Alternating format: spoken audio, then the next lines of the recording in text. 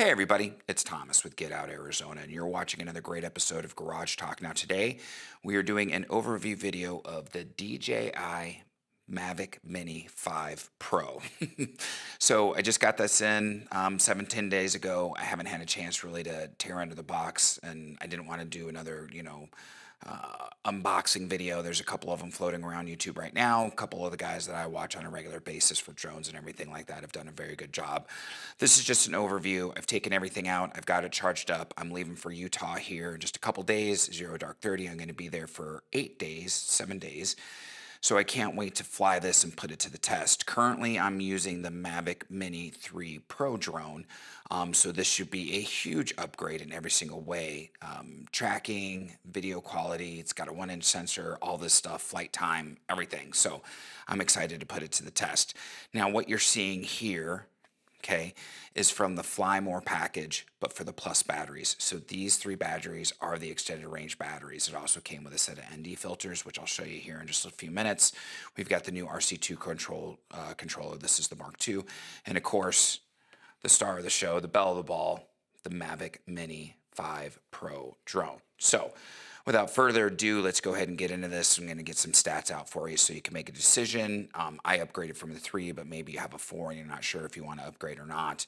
I'm going to have, some of the prominent stats. I'll just put in a little, some text there so you can see. I apologize for my voice changing in the seasons here in Arizona, and I'm a little hoarse, what can I say? But videos still need to be made, so let's jump into it without further ado. So we're looking at the Mavic Mini 5 Pro drone. This is supposedly a sub 250 gram drone at 249 grams with the standard size battery. I don't have a scale to weigh this. There's been some talk, a lot of stuff on Reddit, people putting this on the scale, and it's just over 250 grams with the standard battery. I don't know how accurate that is. At some point, we will do a video where I'm using the extended range batteries and the regular range batteries. We'll put this on the scale and see exactly what it says. Why is this an issue? Well, if you're in the EU and this is over 250 grams, you're going to have to register it as far as because of the weight, the class. Being a sub 250 gram, you're a recreational user, this does not have to be registered. That could cause issues in some territories. Now, in Europe, you can't even order the Fly More package with the extended batteries because of that fact. So just something to keep in mind to my viewers who are across the pond. I don't want you guys to get in trouble for flying a drone. I know they're pretty strict over there. The United States is kind of, depends on who you run into and how the law is applied, which is a story for another day. But as far as other capabilities of the drone, we have a 1-inch CMOS sensor, which is amazing, 50 megapixels. We can record 4K up to 120 frames per second in 10-bit HLG, or D-Log-M, which is great. And we could take JPEGs or DNGs with the camera itself. So again, all-around improvements, which is great. I'm assuming the image quality is going to be stunning. I haven't seen any graded footage out of this yet from any of the YouTubers that I follow, but I'm sure that's on the horizon.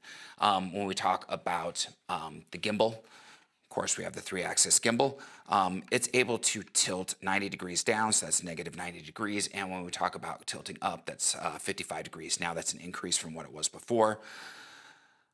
I can see some good applications on this, especially if you were down and you were tilted, your angle was tilted up. As you're flying up, you're going to, level that out and come down and create a good parallax effect that way. And it's just nice to have options and have that flexibility in the gimbal. This gimbal will also rotate from horizontal, okay, to vertical. So if you're doing any type of content for social media, Instagram, TikTok, Facebook, the devil's work, as we say here, you can just simply flip that orientation and go. Now, it has omnidirectional vision sensing. We have front-facing LiDAR, which is huge. We have the bottom IR, but we have the front-facing LiDAR. Now, this is new to the Mavic Mini Pro Series drones. This is going to allow you to fly in low light and still use your obstacle avoidance, which, again, is a huge leap forward from what it was. I would assume, and what some people have been saying, is this also assists with tracking and helps it track even better than the Mini 4 Pro, which I didn't have a chance to use. The Mini 3 was okay. I heard the Mini 4 was a lot better, but I never purchased that one. So I'm really excited to get out there and do some tracking shots of myself hiking, mountain biking, and of course driving the truck, to get to these various places. When we talk about the max speed, well, we're looking at 68.4 kilometers an hour, or 42 and a half miles per hour, which is pretty darn good. And that's with the plus battery, I should say. I want to be clear. Now, if we're using the standard battery, we're at 64.8 kilometers, or 40.3 miles per hour. So more juice, more speed. Less juice, less speed. That's what that translates to. Now, I'll be honest with you. I have never flown even my other drone in sport mode. These are sport modes is what I'm referring to. I've always had it in cinema mode, and I've always had it in the slowest mode setting. I always refer to it as low and slow. I like to fly it nice and easy, get those shots. I'm not worried about going super fast. Now, there's been a couple times where I put it in normal mode when I've been tracking myself in my back then Tacoma and now Tundra, and it did pretty darn good at keeping up. But again, I'm four-wheeling. I'm not really going fast, so I don't need those super fast speeds. So just know that this is capable of doing 40 plus miles an hour with those extended batteries. Have I put this to a real-world test? No. These are quoted figures from DJI, so take that with a grain of salt. As far as flying in the wind, this will withstand 43.2 kilometer mile an hour winds, or 26.8 mile an hour winds. So gusty winds, it's going to do okay until we get above a point. Now, I can tell you my 3 did really, really good. There was only a handful of times where I'm like, man, I'm not going to fly this thing. Or while flying, the wind really started beating it up, so I did return to home and brought it back. I didn't want to potentially crash the drone or lose the drone somehow. So I've always had good experience with the DJI drones as far as wind resistance. Maybe your experience has been different. Comment down below if it has, okay? But so far so good for me and my use cases. But just know, for a tiny drone, it does really, really good. When we talk about service ceiling, that's how high they're talking about this drone is able to go, or what it's rated to go. With a standard battery, we're at 6,000 meters, or 19,600 feet. With the plus battery, we're at 4,500 meters, or 14,700 feet. Now, I want to be clear. If we're at sea level and we launch it from there, obviously, it's going to go up. If you're on a mountain peak or something that's at a 6, 7, 8,000 elevation, you could do the math and adjust accordingly. Guys, you're not going to fly it at 20,000 feet, okay? You're in flight paths at that point. Just use common sense. I know it's rated there, or it's listed at DJI's website as far as like the service level and everything like that, but please be responsible. Don't be that drone operator who gives other drone operators a bad name and causes certain legislation to be passed that's so restrictive, it's not even fun to fly the drones anymore. So just kind of keep that in mind. Always be a good doobie, okay? It has 42 gigabytes of internal storage, which is really nice. And when we talk about video transmission in the link with the new controller, this is the RC Mark II controller, we're using 04 transmission. We have the live feed up to 60 frames a second, which is nice. And under ideal conditions, we can go roughly 20 kilometers, and I think that's like 12 and a half miles. Now, that is under ideal conditions. I can tell you with my Mavic Mini 3 Pro, I was able to fly it. The longest distance out was a little over 6 miles. And it was perfect conditions. Clear day, no wind. I had great line of sight. There was no mountains in my way. Average flying up in the Sedona area, Flagstaff, Prescott, Payson, all those areas that have, mountains. We have obstructions. We have all kinds of different things to deal with. I was getting about 2.5, 3 miles, 3.5 on, the furthest, and then it would lose signal and then do the RTH, the return to home. And I was okay with that. Again, it is what it is. But when we're talking about that max distance, we are talking ideal conditions and line of sight. So please, please just keep that in mind, okay? Don't have any expectations you're going to zip this thing off 15 miles and just, have it work perfectly for you. It's not going to happen. So it's not. Advertising is a beautiful thing. So when we talk about that. Now, when we talk about flight time and flight range, okay, the standard battery, okay, I want everybody to keep that in mind. We have a standard battery runtime of 36 minutes. Now, the plus batteries are rated for 52 minutes, and that's just flight time. You're not recording, you're not doing anything, that's just flight time. Now, when we talk about flight time, we're talking 21 minutes for the standard battery and 33 minutes for the extended range battery. I can tell you my extended range batteries on the Mavic Mini 3 Pro, I was getting on average about 40 to 45 minutes of flight time recording in 4K 60, which was pretty darn good. I'm assuming I'll get as much, if not more, on these batteries as well. Now, again, I haven't flown this one. I'm going to Utah. I will let you guys and gals know, hey, the flight time was right on par. It was a little worse. It was a little better. All that stuff when I get back from Utah. Maybe I'll do a short video while I'm in Utah and give you guys an update that way. Just know the extended range batteries are going to give you a little bit more juice. But when we're talking about as far as actual flight time while recording, we're 21 and 33. And you guys have to understand too, that is going to vary. How gusty are the winds? How fast are you flying the drone? What exactly are you doing? Remember, every time you move, cause it to do its thing, you're actually losing battery power. So just please, please, please keep that in mind. Now, as far as flight distance goes,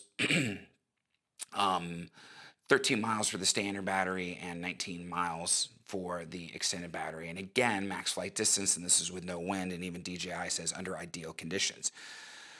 Are you going to fly it that far? No, because you're going to lose connection with the controller and it's going to do a return to home. So please understand that these, again, are for ideal conditions that are seldom met out in the wild. I'm not even really sure where they get the numbers as far as, hey, through our testing, if it's something that they extrapolate through, shorter distance and saying, oh, based on these, we can extrapolate that it's going to be this. Who knows?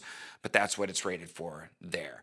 Now, when we talk about batteries for the standard battery, we're looking at 2788. These extended range batteries are 4680, so it's a significant increase in battery power, but it's also a significant increase in weight with the standard battery weighing. DJI has it reported at 71 grams and the standard battery weighing 71 grams, the extended one weighing 117. Again, I have not tested this. At some point, I'm going to, put these on a scale. We'll see exactly what they weigh. We'll get the standard batteries and we'll put it on the scale, see exactly what they weigh, and we'll go from there. You could charge these with the hub. Okay, I plugged it in last night. It charged very quickly. I've never had an issue with charging DJI batteries as far as the speed goes. So keep that in mind. If you're out and about and you need a quick charge, again, slap them in there, top them off. You could see, you press the little button. They're all at full charge, and again, I can't wait to actually get and fly this here in just a couple days. So now when we talk about the controller, okay, it's one of the last things here. We have obviously cinema, standard mode, and sport mode. This is the RC2 controller. We're supposed to have better transmission, better connectivity, longer distance, all that good stuff. We have our sticks stored down here below. Hopefully you can see that as I'm pointing to them. Okay. I've never had a problem with the RC controller. It sucks that this is only 700 nits. I wish this was a little bit brighter, a little bit better as far as the battery runtime. It's rated at 3 hours and it's rated to charge in an hour and a half. Is that horrible? No. But on a long day of drone flying, you are going to want a way to top off this controller. I usually carry an Anchor power brick, so I could just plug that right in as far as power delivery goes and top this off, because I usually have more batteries than what this is capable of flying.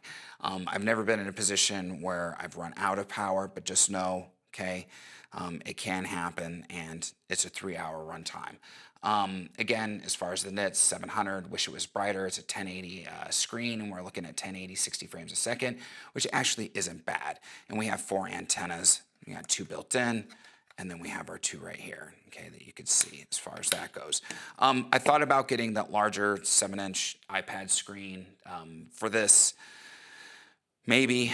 I do a lot of backpacking and mountain biking, as you guys know. This tiny package would be great for the mountain biking. Having the 7-inch screen, if I'm backpacking, sure, I'm not worried about that additional weight. It's the additional cost. I don't know if I want to pay that $1,000 price tag for that controller. So we'll see what happens. Maybe Santa Claus will be good to me this year. So as far as that goes, now the last thing that came with the package was this set of ND filters. Okay, we have an 8, we have a 32, and we have a 128. I'm not gonna lie, I've never flown with an ND filter before. I probably should, considering I use ND filters on my other video gear. It's just not something I do, and that's a faux pas on me. But if you get the kit, just know it comes with it. And really quick, it comes with this gorgeous bag. Oh yeah, there we go. So you can put everything in. I actually have a bag made by F-Stop Gear. You guys have seen it in my other drone. Maybe, maybe not. I'll show that to you definitely. I like that bag. It's very compact. Fits in my backpack very well. So, all right, my friends, there you go. There's the overview of the DJI Mavic Mini 5 Pro drone. If you have any questions, please comment down below. I love you guys to death. I appreciate the support, especially if you made it this far. I ask that you hit the like, subscribe, the bell notification icon. Helps out the channel, helps out the video. We have some links down below for our social media, Instagram, Facebook, TikTok. Like I said, the devil's work, but we need it. So we do a lot of fun things with Get Out Arizona. We do group hikes, we do group rides. I'm telling you guys, it's a blast. And I always say when I'm out there doing solo stuff, the only thing that's missing is you. So come out and have fun. It's the season. The weather's cooled down. It's going to be epic, I'm telling you. There's going to be the link for the Amazon store. That is an affiliate link. You don't have to buy anything from the store, but if you make a qualifying purchase using that link, I receive a small commission. You're not charged any additional money, and that helps out with park pass money, gas money, and coffee money. Trifecta we love so much here at Get Out Arizona. So on that one, my friends, again, God bless. I appreciate your support, especially my longtime viewers. If you're new to the channel, thanks for finding us. Stick around. We got a lot of great stuff. We got toolbox topics. We got the bike showcases, on trail, garage talk, talking about different gear and everything like that. So it's a whole lot of fun here. And what do we say before we go? Every single time, be kind to yourself and others. Be amazing stewards on that trail. And we have to ask, what are you waiting for? Get Out Arizona. My friends, we'll see you on that next adventure. Take care, everybody.